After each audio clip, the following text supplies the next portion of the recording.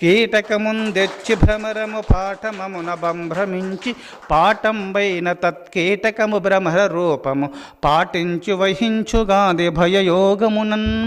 ఒక్క మృగశిర కార్తీ, ఆరుద్ర కార్తీ వర్షాకాలంలో చల్లదనం వచ్చినప్పుడు అక్కడ మట్టి, ఆ నీరు లేని చోట ఆ గుండ్లకు కానీ గుహల యందు ఇంట్లో కానీ అక్కడక్కడ మట్టి గోడులు పెట్టి తుమ్మెదలు మట్టి గూడు పెట్టేసి కొన్ని పురుగులను, పచ్చటి పురుగులను, కొన్ని కీటకాదులను తెచ్చి అందులో పెట్టి గూడు మొత్తము మూసేసి, అనగా మట్టి చేత మూతేసేసి జోంకారనాదము చేయుచుండగా కొంతకాలమునకు ఆ పిల్లలు పుత్రోదయం కలుగుతాయి. ఆ పచ్చటి పురుగులు, ఆ కీటకములు కూడంగా తొమ్మిద రూపమును పొంది ఆ గూటుని పెకిలించుకొని బయటకు వచ్చి విహరిస్తున్నాయి.